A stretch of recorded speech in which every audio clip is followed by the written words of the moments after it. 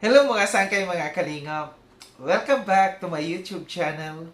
Ito po muli ang yung sangkay na si Sangkay Lons muling nagbabalik. Kumusta? Kumusta kayong lahat? Sana nasa maayos na kalagayan ng lahat. Mapadito sa Pilipinas or sa mga nasa ibang bansa, dobling ingat tayo, no?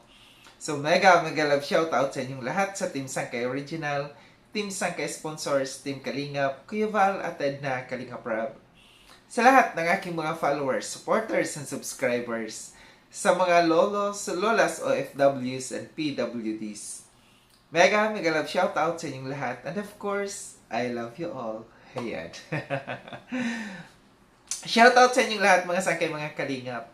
So ngayong araw nito mga sangkay, mga kalingap, gagawa ako ng reaction video. Ito yung patungkol sa napanood kong reaction ni Jubilito TV. No? Parang nasabi ito ni Jubilito na doon sa kanyang reaction video, sa kanyang in-upload na reaction video niya, may nag-comment, no, na patungkol dito sa kay Edu. Hindi ko alam kung itong nag-comment na ito, it's either of the two lamang ang na kikita ko dito sa kanya, no, kung bakit siya nag-comment. It's either basher or di kaya nagsiselos. No, kasi dito sa kanyang comment na ito, medyo mapapaisip tayo. Basahin ko lamang po sa inyo, no, kung ano yung kanyang sinabi dito sa comment na ito. Nagawa na rin to ng reaction ni Jubilito TV.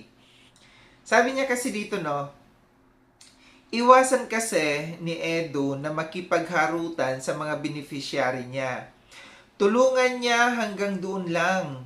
Dapat hindi yung lagi niyang kadate ang mga beneficiary. Ipinapasyal, ikinakain kung saan-saan. At kasama sa mga overnight. Kasama lagi sa kotse. Pati pag-scout, kabuntot niya sa mga beneficiary. Pinatutulog sa bahay nila.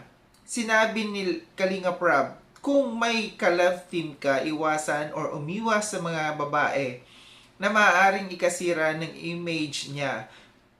Kaso hilig niyang paramdaman mga babae niya na parang nililigawan niya. Kaya yung beneficiary nade-develop na. Nade-develop na rin.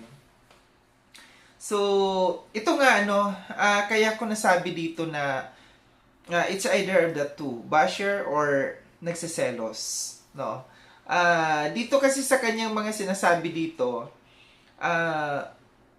paninira kasi ito sa kay sa kay Edu. Kung yung isang tao nagsiselos, pwede din niya siraan 'yan. Kung isang tao ay basher, talagang sisiraan niya 'yan. Kasi binibigyan niya ng kwento at kahulugan yung pagiging close ni Edu dito sa kanyang mga beneficiaries, no? Na-issue na ito si Edu dati, no? Hindi si Edu naman ang lumalapit. Doon sa kay Choco. Naalala niyo si Choco? Di ba? Yung todo kapit si Choco, yung todo paramdam sa kay Edu. Naalala ko tuloy talaga dito si Choco, dito sa comment niya ito. Pero tahimik na si Choco, naka-move on na yata. Dito sa basher or nagsiselos, malamang talaga, hindi kasi si Choco to.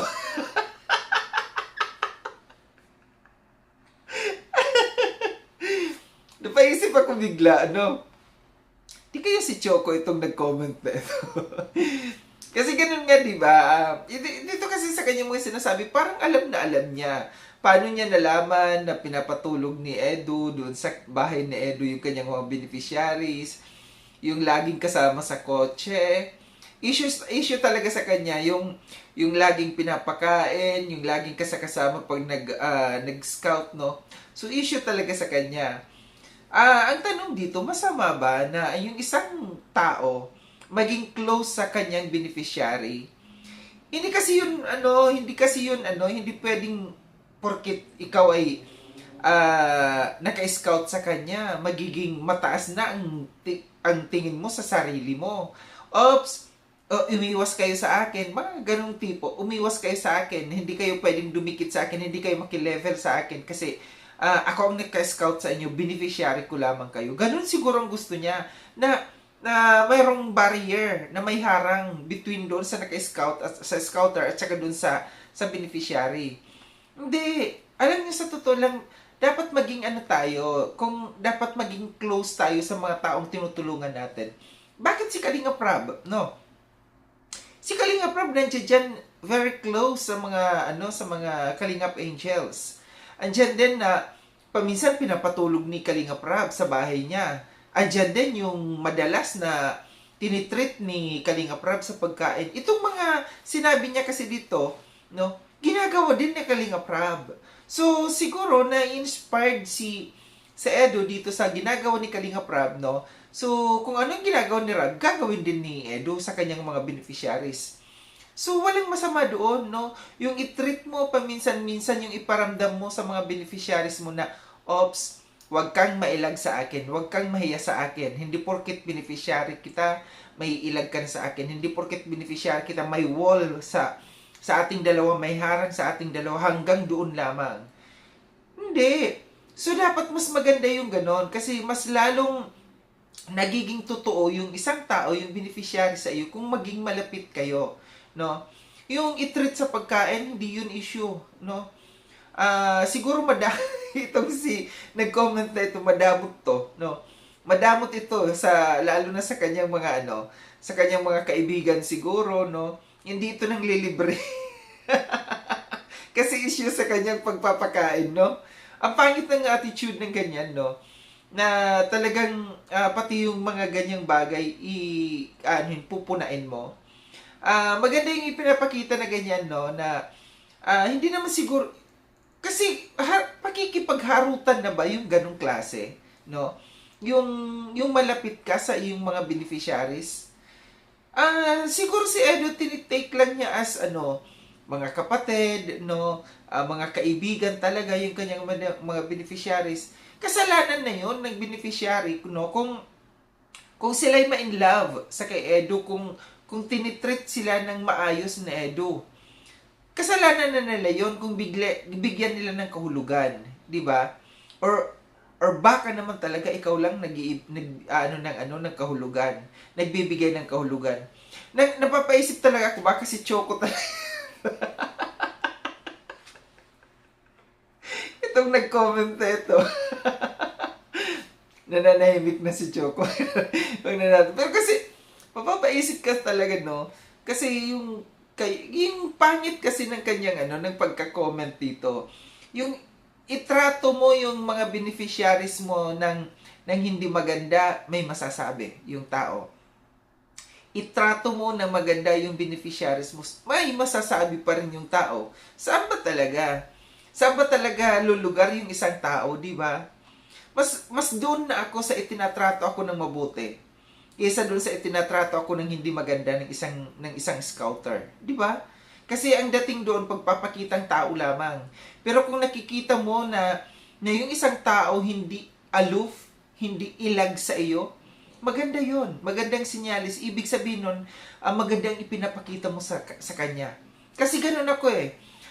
Pagka yung isang tao na-meet ko, tapos nakikitaan ko na parang binibigyan ako ng pagpapahalaga, hindi ako na-aloof, hindi ako ilag sa kanya. Mas napapalapit ako doon. Gaya ng sabi ko, nasa tao na lang yun. Kung yung ipinapakita na kabaitan ng isang tao, bibigyan mo ng kahulugan. Kagaya nitong nag-comment na ito, binigyan niya ng kahulugan. Baka siya yung in love. Choco na naman ang naisip ko talaga.